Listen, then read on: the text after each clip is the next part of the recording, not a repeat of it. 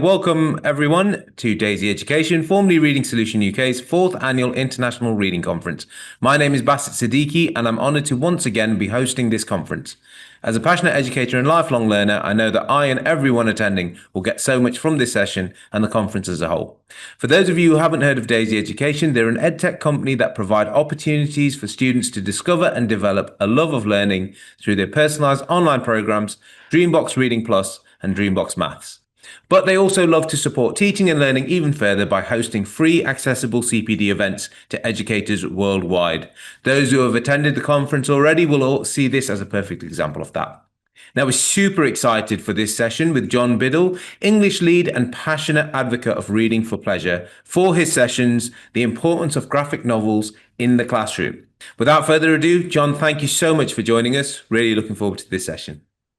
That's it. Appreciate it. Hopefully my slides are up.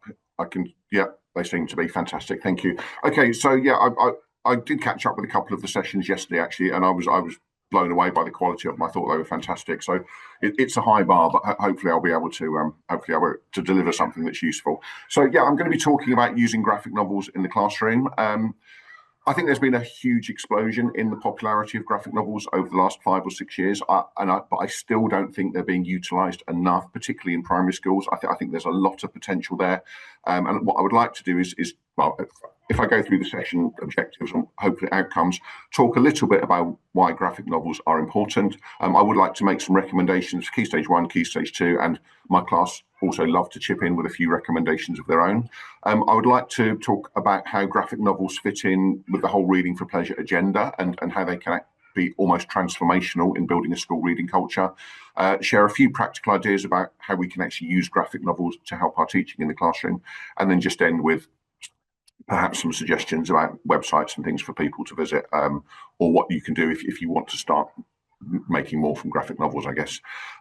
Okay, so I have got a lot to get through. I'm going to move on. If you do have any questions, I will share my email address at the end, but please feel free to put things into the chat, and if I get an opportunity, I will try and answer.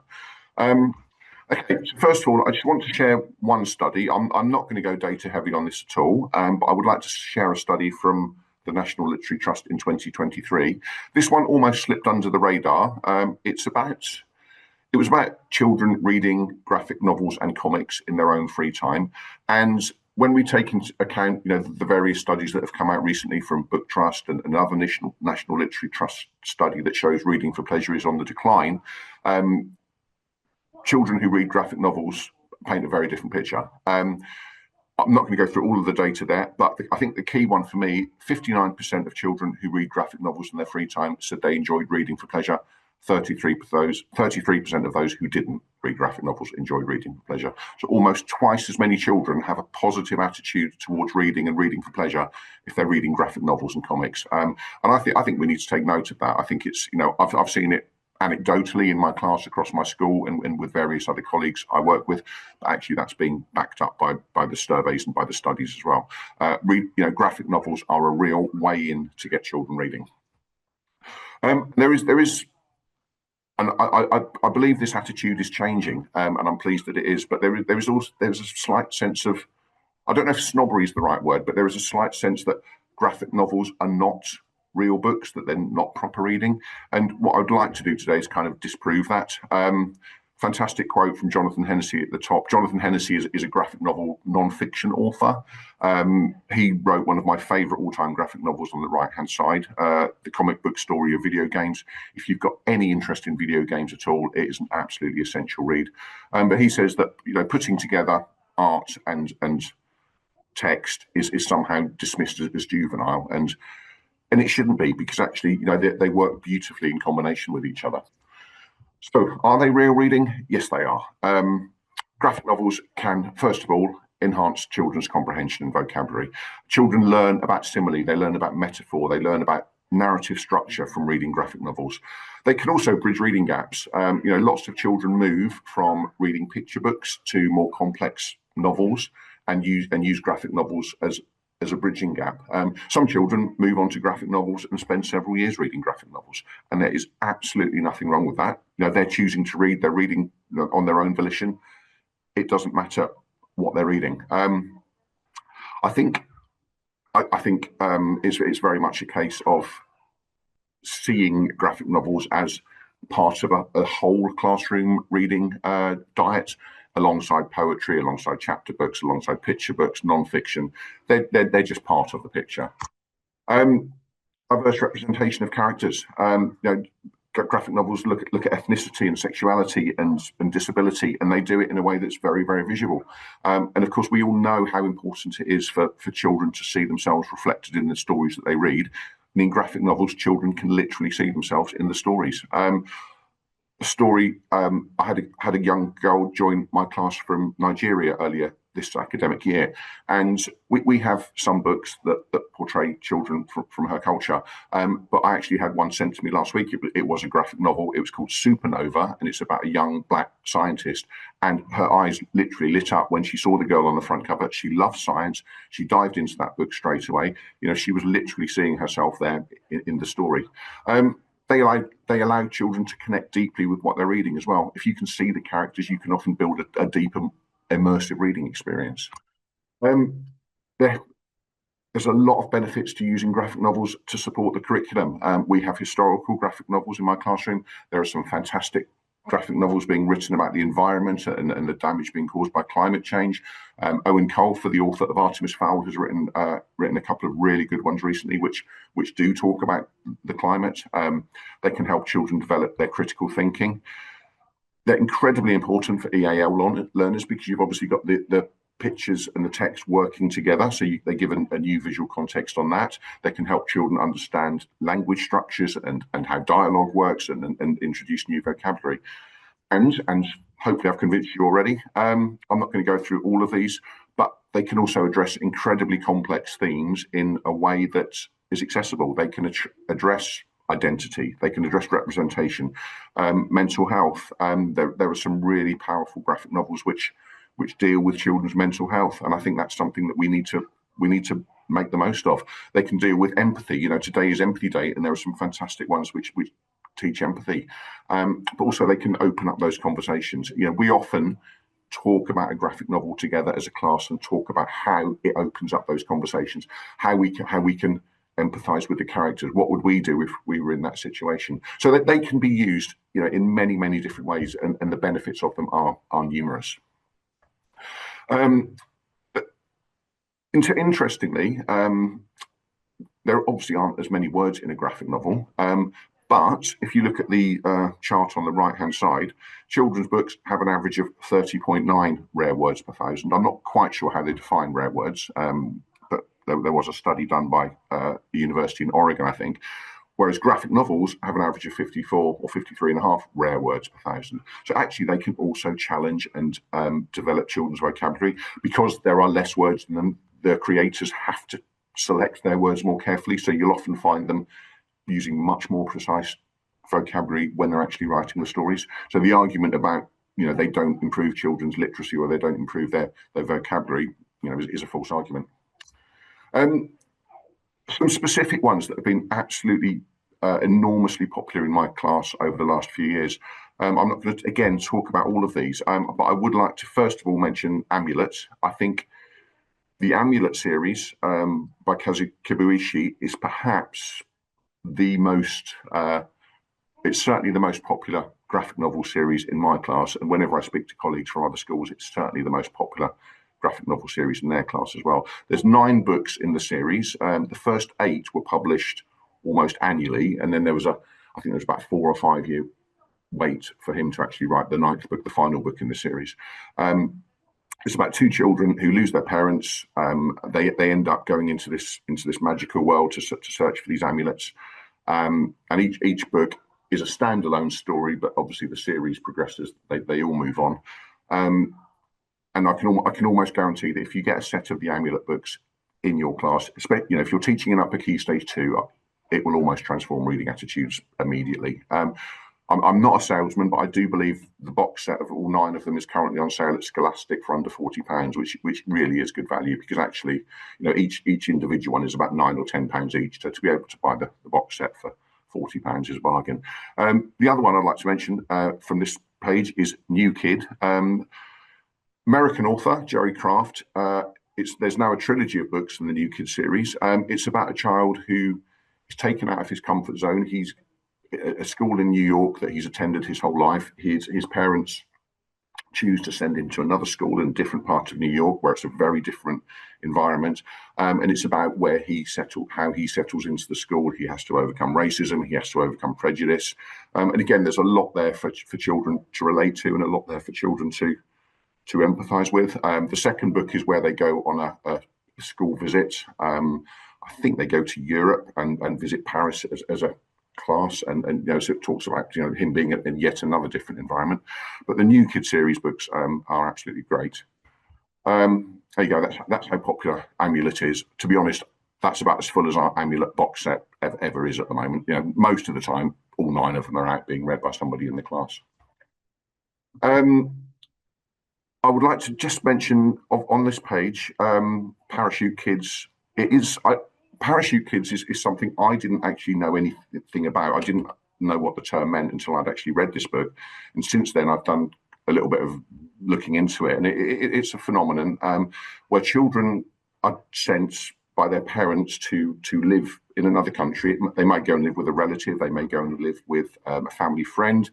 And it's basically to improve their education. They almost drop the children off. They stay in their own country. And this is about 3 parachute kids who go and live in America. They go and live with a distant relative, and it's about how they cope with their new environment and how they cope with being in a completely different place.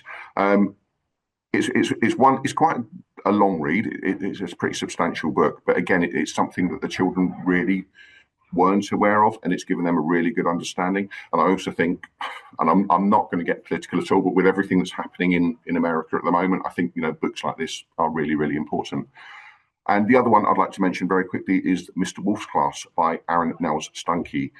He's an American comic book creator. He was also a teacher, and the 5 books in the Mr. Wolf's Class series are about Mr. Wolf, who is a class teacher. The first book starts on his very first day of his career, and I'm going to refer back to it later. He's in his class, and he suddenly realizes that one of his children has gone missing. One of the pupils has gone missing. Now, he's only got 17 in there in the first place, so I don't know how he's managed to get a class that small, but he's only got 17 children, and he realizes that one of them has gone missing. And so it gives everything through the perspective of Mr. Wolf, but it also relates everything through the perspective of the children in his class as well. I'm going to come back to that a little bit later on.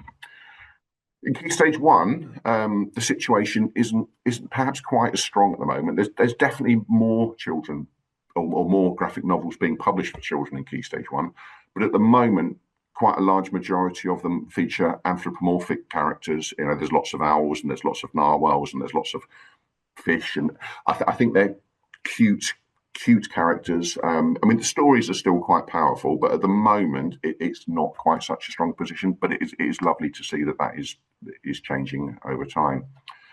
I'm going to very briefly talk about manga, because this is something that has exploded again in popularity over the last couple of years.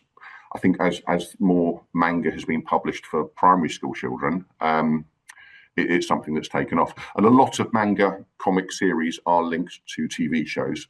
For example, Splatoon is probably one of the most popular manga series in my class.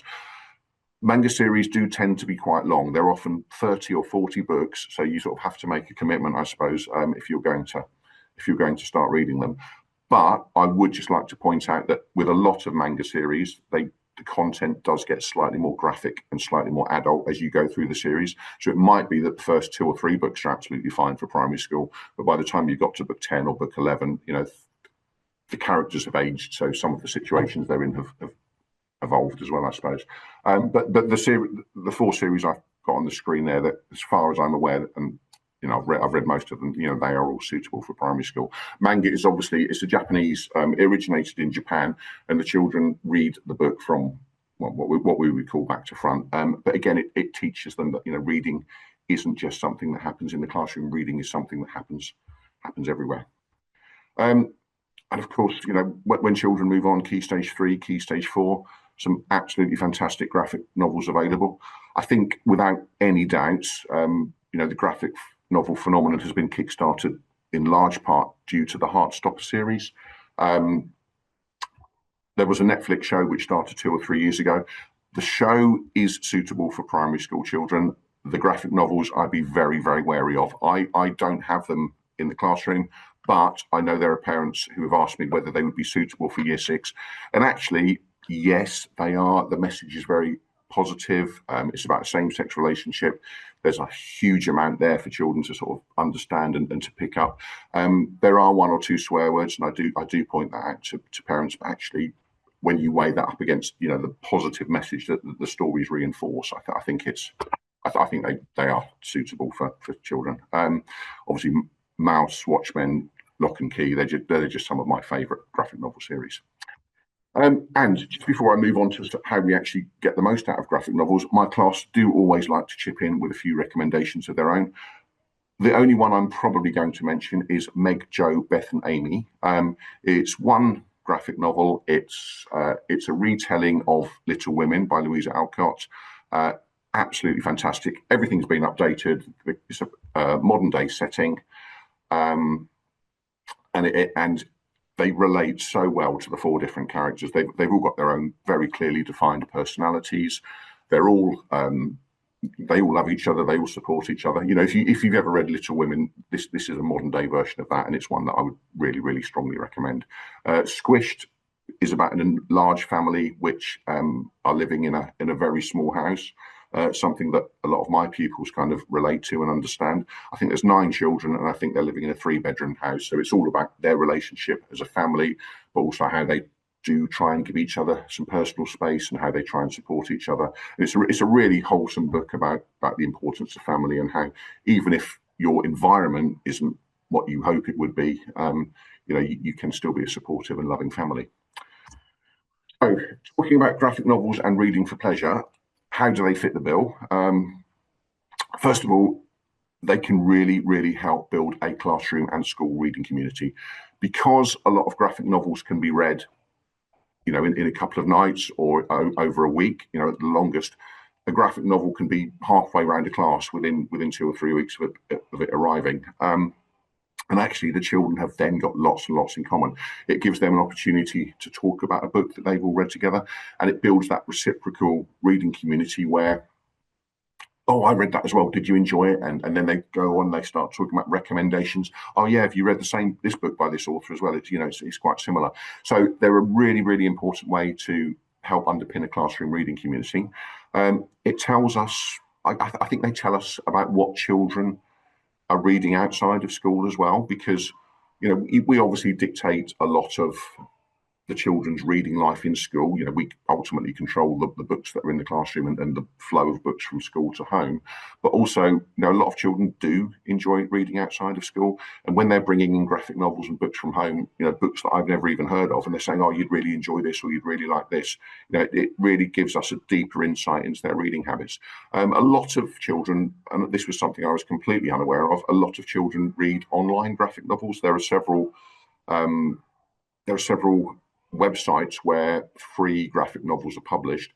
They're not all suitable for children, and obviously, you know, we've let parents know that. But some of them, you know, are absolutely amazing. There are some really, really talented picture book and graphic novel creators online who are sharing their work for free currently. And I think that's actually how Alice Oserman, who wrote the Heartstopper books, that's actually how she started her career. She started with an online graphic novel series, and also they are the experts. You know, I read lots of children's graphic novels, but I have got children in my class who are absolutely phenomenal with their knowledge. They can tell you when the next book in a series is coming out. They can remember, you know, how many books there are in certain series, all about the different characters, who's publishes which, and it really helps create that child-led reading culture. You know, it's not top down, but teachers and support staff can contribute to that, to those conversations. But, you know, we're not leading them, because actually I can take a back seat in my classroom when we're talking about graphic novels and just listen to the conversations that go on.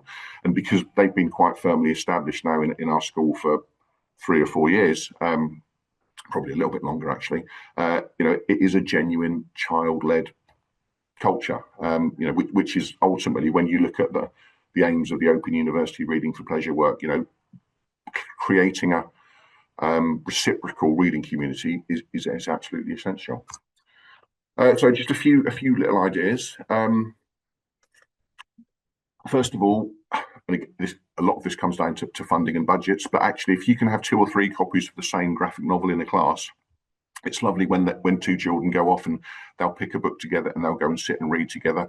And we've actually had friendships being formed by children literally sitting and reading the same book together. They might not have had much of a relationship beforehand, but because they're both going through the book, they're both meeting the same characters, they're both talking about the artwork and the illustrations. It's a way to really improve that sense of cohesion within a classroom. We have reading scrapbooks each year. For the first year, this year, for the very, very first time, we've actually created a reading scrapbook solely devoted to graphic novels. So the children are sharing their favourite graphic novels. What we ask them to do is either to illustrate or download some photos and print them off. We asked them to write a little bit about the graphic novel, about who they think it would appeal to, a few facts about the author, and also, if you enjoyed this, here are some other books that you might like as well. So we're building up a resource bank of recommendations for the pupils. And then the plan is, what we tend to do at the end of each academic year is all the recommendations, all the scrapbooks that each class have created go down into our school library. So we've got this resource bank in our school library of reading scrapbooks created by each class. Obviously, we make sure that we provide them with, if they're going to do it at home, which a lot of ours do, we make sure that they go home with glue sticks and coloured pencils and things so that every child's got the opportunity to take part in it. So this was Swim Team. This was an incredibly popular book about a girl who doesn't like swimming. Her parents kind of force her to go, and she ends up really enjoying it and ending up on the school swim team. And the other one, this is something that's probably only more suitable for year 6, I think. And it's again about a child whose parents separate, and the girl ends up going to live on a farm in rural America with her, I think it's her grandparents, I can't actually remember, and it talks about her new life away from her parents. And again, you can see we've got the book there, we've got other books by the same author, and we've got some other recommendations as well, if you're enjoying those books. So reading scrapbooks are a really, really simple way to, again, create a child-led reading culture, because if they're recommending the books to each other, then they're far more likely to read them. Studies have been done that show that a book that's recommended to a child by another child is more likely to be read than a book that's recommended to them by a grown-up. We have a graphic novel club going on as well. I mean, normally what I find is that numbers in clubs tend to drop off over time. However, with graphic novel club, it is getting more popular week by week. We're really lucky. We had a supportive PTA who a lot of the parents had children who had really got into reading them, and so I was able to convince them quite easily, actually, that we need an investment of graphic novels into the school. We're going to run a graphic novel club. If we could have a few £100s worth of graphic novels, it would make a massive difference, and they were on board with that. So we have a graphic novel club now. It's currently for year 3 and 4 students. Because it is so popular, I tend to mix it up each term. So last term it was year 1 and 2. September it'll be year 5 and 6. And we keep it very, very informal. There's a little bit of time to talk about graphic novels that they've read. There's some time for them to have a go at drawing characters and creating their own graphic novel. What most of them love to do is just get the cushions and the pillows out and the bean bags and just lie down and sit with their friends and just read graphic novels together. Excuse me. And it is one of the clubs that we have that is oversubscribed every term. We had last year, very, very popular, a group of children who went to Graphic Novel Club created their own graphic novel series. It was called Baby Fish and Octo Fairy. At one point, we had about 15 children working on it. It was a huge team going into production. And I don't know if you can see, but on the issue 5 in the top corner, it cost 25 pence. By the time they'd got to issue 10, it had gone up to £1.50. So they obviously knew they were doing well. I mean, obviously we don't charge them, but the inflation was definitely pushing things up. And then the other series that they created last year was Pork and Burple. Pork and Burple brackets Pig and Turtle, and it's about a turtle who likes to travel the world on the back of a pig, and the pig gets into all kinds of mischief and gets into all kinds of trouble, and then the turtle sits on his back and offers wise words of advice. And you think, well, actually, that's giving children a really genuine opportunity to be creative. We talk about writing for a genuine audience. Well, this is writing for a genuine audience in its purest form, I think, because actually they've created characters they want to create. They've created characters their friends are interested in. And honestly, the excitement levels when, issues 9 and 10 of Babyfish came out were huge. So again, but we keep it quite formal. I'm just very aware of time, so I'm not going to talk through this slide, but there are lots and lots of reasons why children do enjoy graphic novels. It tends to be, I won't say reluctant readers because it's not a term I like, but it tends to be the more vulnerable readers perhaps who can feel successful, because actually a graphic novel doesn't take as long to read as a chapter book, I suppose. It's something they can read over 2 or 3 days, and actually that sense of success they get from having completed a book and being part of that classroom reading community is huge. So at this point, I'd just please throw a few comments into the chat box. If you work in a school, what kind of profile do graphic novels already have? Are there any books and series which have taken off that have been really popular? Are they valued as reading across the school, or is that still a bit of a battle? And also, what's staff knowledge like? Because, educators are enormously busy people, and much as I'd love to sit and read children's books all day every day, I don't have the opportunity to. But we do need to make sure that we do have a working knowledge of what graphic novels are being published and which ones are popular and which ones are current. And how do we do that?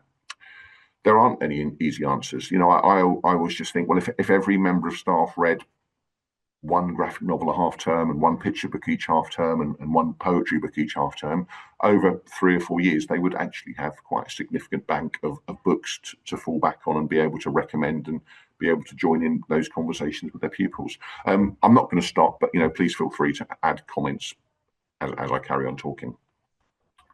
So how can we use graphic novels in the classroom? These are just a few of the ways. And the more I explore them and the more I use them in the classroom, the more ideas I come up with, I guess. Firstly, we're in the middle of writing moderation season. We've got our writing moderation year 6 next week. They can be used for teaching the rules of dialogue and how speech can actually advance the narrative in a story as well. So, when you've got the images of the 2 characters talking and you've literally got the words that they're speaking in a speech bubble, when the children see that, and we have this whole thing about they're never sure where to put the inverted commas and things. Well, actually, if you're looking at a graphic novel where the only words in a speech bubble are the words that the characters are speaking, they can then translate that into how they can use speech, when they're writing narrative. We can use them as some story prompts. We will sometimes use a panel from a graphic novel to help us start the story, or certainly discuss a story. We might not always write it, but we can say, right, this is happening here. What do you think might happen next? We can use them for writing newspaper reports. There are lots of graphic novels based on real life events. There's one. There's a series called I Survived, which talks about large disasters that have happened over the past several thousand years, actually. There's one about the sinking of the Titanic. There's one about Mount Vesuvius, the explosion of Mount Vesuvius. There's one about the terrorist attacks in America. So there's all kinds of events that have happened where you can actually write, newspaper reports and things about. It teaches children how to write from a character's perspective, because actually a lot of them are viewed from the point of view of 1 or 2 characters, and they'll often show the speech in one type of speech bubble and then thoughts in another one as well. We can use them for text mapping, and also they love exploring. And I've done several lessons on this. They love exploring the technical knowledge around graphic novels as well. They want to know that a panel is a box where the graphic novel is, where the illustrations are. They like knowing that the gutter is the bit down the middle between the 2 pages. They not like knowing that a splash is a full page illustration, and that if an image bleeds, then it means it's coming out of the frame. Graphic weight is where the intensity of the picture is depends on how much it's shading the contrast between the black and white, sort of the depth of the picture, I suppose. And once they get to or once they've been taught that technical language, it's like with anything else, they start to use it in their own conversations. We talk about all of the terms there, plus there are several other ones as well. So I'm just going to share a few suggestions, a few ideas about ways that we've used graphic novels. A question that comes up all the time, and it may well have come up in the chat box already. I've not looked. What's the difference between a graphic novel and a picture book? The lines are blurred, but the general consensus, and not everyone agrees with this, but the general consensus is that the images in a graphic novel complement the text, whereas the images in a picture book almost duplicate the text. I will talk about that in a bit more detail in a few minutes, but that's the general consensus. So again, it's a really good activity to get a pile of picture books, a pile of novels, and a pile of graphic novels out in the classroom, and then get the children to compare and contrast. What's similar about these? They've all got a title, they've all got a blurb on the back, they've all got the name of the publisher. What's different? How is the text arranged differently? How are the illustrations used differently? And again, get them exploring the graphical elements of the book, get them thinking about, in a chapter book, do any of the pages have illustrations, or is it only the front cover? And the more they look at the different types of books, the more they can pick up from it. This template is on a website that I'm going to give you the link to later, but it's all free and it's all available online. So that's one good activity to, again, get them talking about what graphic novels actually are. Another one is about how speech and how action is portrayed in graphic novels. Quite often what we'll do is look at a graphic novel image and think, well, how could we write that if we were writing a story? For example, the bomb there, where something's exploding in the city, how would you write that? Okay, with the graphic novel, we don't need to write it because we can see exactly what's happening. But how, if you were writing a piece of narrative, would you explain that? And you can also do the inverse as well. Give a child a piece of text and see if they can turn it into a very short 2 or 3 panel comic strip. So again, let them explore. How would you portray someone saying shh in the cinema? And what they'll learn quite quickly is that the letters will get smaller as they say it. So they learn the authorial techniques. They learn how to use the different ways of illustrating and representing things.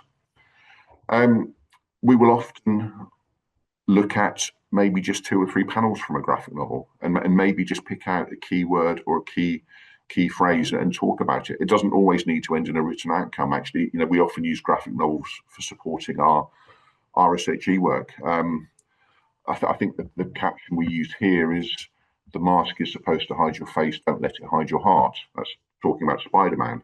And actually, even though the children are only 9 or 10 years old, they spent a lot of time speculating and talking about what that meant to them.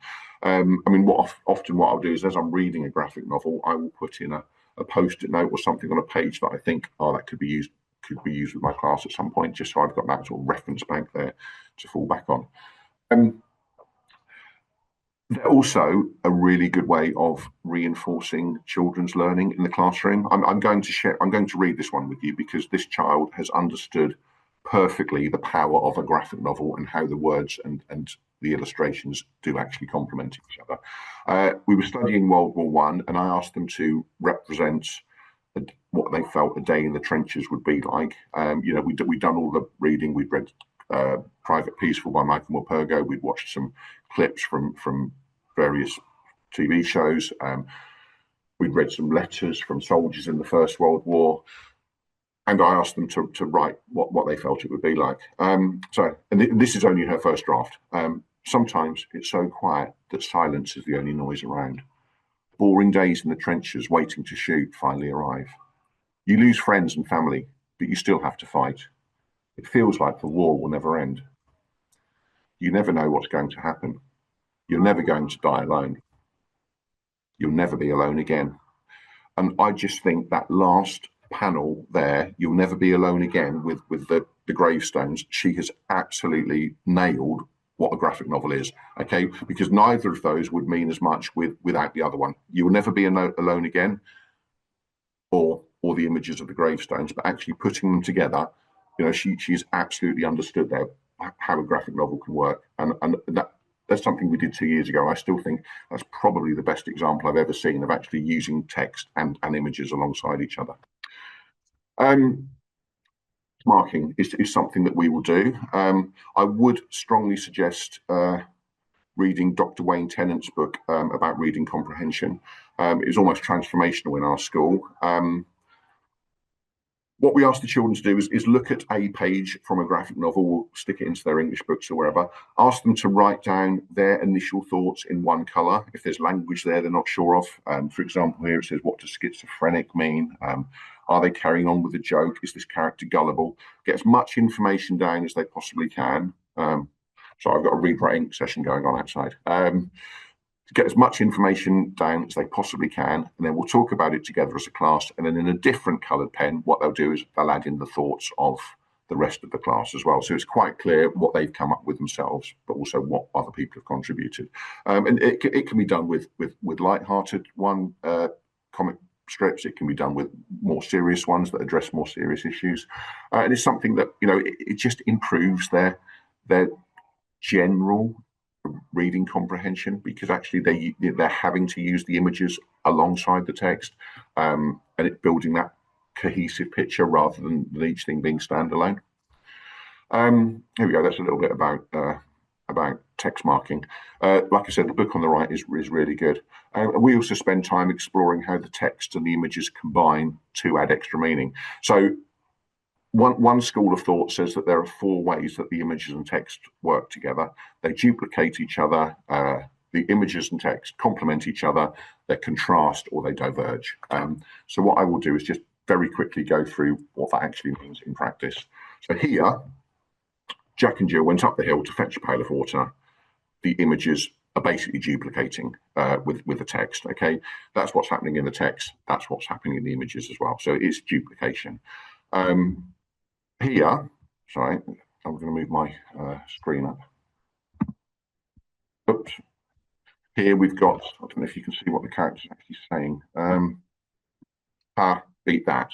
So again, we can see by looking at the previous image, the character's throwing something into the river, I think, or throwing something into the lake. I think she's skimming stones, perhaps. And then she's saying, beat that. But without that image, that wouldn't mean anything. Okay, so again, you've got a sense there of how the text and the illustrations actually complement each other. Where they diverge, or where they contrast, is where what's happening in the image is opposite to what's happening in the text. Everything is fine. I'm not totally sure that it is. You can see, but that's one that I often talk about with the children. Or when they diverge, where there doesn't appear to be any obvious relationship between the text and the image at all. Okay, and sometimes what we'll do is we'll use a photograph, and then I'll actually get the children to come up with those 4 different sentences based on each image. So, for example, picture here is a man watching TV. So if you basically wanted to duplicate that, Dave was watching television. Okay, that's exactly what's happening in the image. You wanted to complement, it could be Dave had a lot to think about. Is he thinking about something that's on TV, or is he thinking about something that happened to him earlier in the day? We don't know. Okay, so we need them together to give us that picture. Dave had been really busy all day. Well, that's not the sense we're getting from the image, but is what he's watching on news linked to something that he was doing earlier in the day? Had he been really busy all day and this is the first time that he'd sat down in the last 10 hours or whatever? Or it could be, like I said, something where they diverge completely. Thousands have lived without love and not one without water. I can't remember where that's a quote from, but it's from somewhere. Well, is he watching? Because it looks like the guy on the TV is holding an umbrella above his head. Is it something to do with rain, or is it something to do with climate? We don't know. Okay, so it's a really interesting way to get them thinking about what those terms mean. And not only are they useful for helping them with graphic novels, they're useful for teaching them when they're reading text as well. Another thing that's a useful activity sometimes is where you can actually change the order of a series of panels. So what we'll do is perhaps look at maybe a page from a graphic novel that's got 4 or 5 panels on it, and cut them out, and then if by changing the order of the panels, this isn't the original order of these ones, but by changing the order of the panels, they can actually change the storyline, they can change the motivations of the characters, and again, it gives them a chance to think about sort of narrative structure and to dip into the story and think about, well, how could we change this? And because they're not actually starting from a blank slate, they've actually got something there to work with. They can all change the order in which certain events happen. Now, my absolute favourites, and I've got several of these in the classroom, are the Calvin and Hobbes series by Bill Watterson. It's about a boy, Calvin, and his toy tiger, Hobbes, who only ever comes to life when there's nobody else around. The series ran for about 10 years. It was published from the sort of mid-80s to about the mid-90s, I think. And actually, the author hasn't done anything since. He kind of retired after Calvin and Hobbes. I think he's produced like one story since. But then, he's produced something that's lasted so well, he didn't ever need to. And what we'll do is we'll take a page. A lot of the stories are standalone. We'll white out the text in the story, and then give the children an opportunity to rewrite the text and kind of change what's being said, or change what's happening in the images. So here, for example, Calvin is getting a babysitter. We can clearly see how he views the babysitter, because he's seeing it like going into battle. Babysitter arrives, and basically the babysitter threatens Calvin and says, "Look, if you cause me any problems, I'm going to be calling your mum." And then Calvin says, "Right, fine, I'm going to go to bed then." Actually, by changing that, we Tipp-Ex out the words, or white out the words. They've come up with some absolutely brilliant ideas. So here, for example, the top, this means war. Calvin, your babysitter's here. Come and say hello. For your information, I'm the boss here. You just need to follow my rules. Yeah. So it's still keeping the text relevant to what's happening, but it's actually changing the sort of the direction of the narrative, I suppose. And this is my absolute favourite one, because the level of humour here is actually really quite subtle. So we've got a babysitter tonight, and they're talking about the hat. "I don't like green. Mine's too small." So they're complaining about the helmets they're putting on. And then Mum comes up with, "Calvin, come down and help your dad put his jacket on," which I thought was really funny. And then the babysitter arrives. "Hey, Calvin, let's do the hands on hips dance." "No, I want to do the close your eyes, not hands on hips dance." Again, they're using the text, they're looking at the images, and they're thinking about the dialogue that could potentially spring from that. It's not just Calvin and Hobbes, it can be done with lots and lots of graphic novels. I did refer back to Mr. Wolf's class at the start of the session. Like I said, these are the 5 books in the series. He's talking about writing a 6th one, but since then he's moved on to another graphic novel he's just published, so I'm not sure when that will actually happen. So each one talks about a significant event that happens. So one of them is where they go on a school trip somewhere. One of them is where most of the pupils don't turn up because it's a snow day, so there's only a handful of pupils in the class. But the very first one is called Mr. Wolf's class, and it's about his first day as a teacher. So again, we talk about empathy here because we're looking at this page, and this page is where the child goes missing, and it's his first day, and he's panicking, and he's thinking, "Hang on, I'm supposed to have 17 students, I've only got 16." And then we talk to the children, well, how do we know that he's panicking? How do we know that he's worrying? And they say, well, you can see, if you look at his face, he's sweating. And then a little bit later on, some sweat appears under his armpits as well. He's scratching the back of his head. So they're looking at body language. They're looking at his internal thought process. They're looking at all of those different things. I mean, it turns out, obviously, that the child hasn't really gone missing. They just went down to the library to get a book and ended up falling asleep, and everything ended well. But it's something that, as teachers, I'm sure we can all relate to. I'm sure we've all had children go missing at some point, hopefully not for long.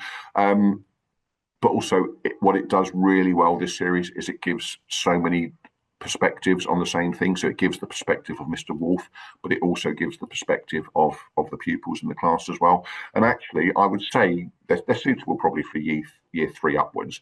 But I've got children who are in year 6, and every so often they will go back to the Mr. Wolf's class series because they are so relatable, because the characters in them are so relatable, and because the stories are just so beautifully put together. So again, we teach them about empathy where we do that. I did mention at the beginning the I Survived graphic novel series. There's about 30, I think, in the series now. This is still the most popular, I think. I Survived the Sinking of the Titanic. And again, what we don't do is look at the whole text together. We just pick out certain powerful images. And for this one, this is where they're waiting. The ship's been hit by the iceberg, and they're standing around on the deck and with their life jackets on. And it's showing things from the perspective of the boy. And he's seeing everyone getting into the lifeboats, the children getting into the lifeboats, the women getting into the lifeboats. And he said, he thinks to himself, there are hundreds of men on deck. What will happen to them? What about the crew? What about those people down on G deck? So that opened up huge conversations about equality. Is it fair? Was it fair? I don't know if it was true, but was it fair that women and children were allowed on the lifeboats first?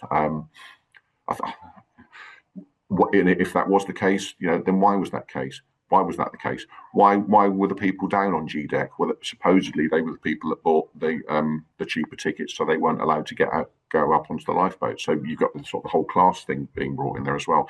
I think that myth has been dispelled a little bit recently. I don't think they were locked down. I think that was kind of I don't know.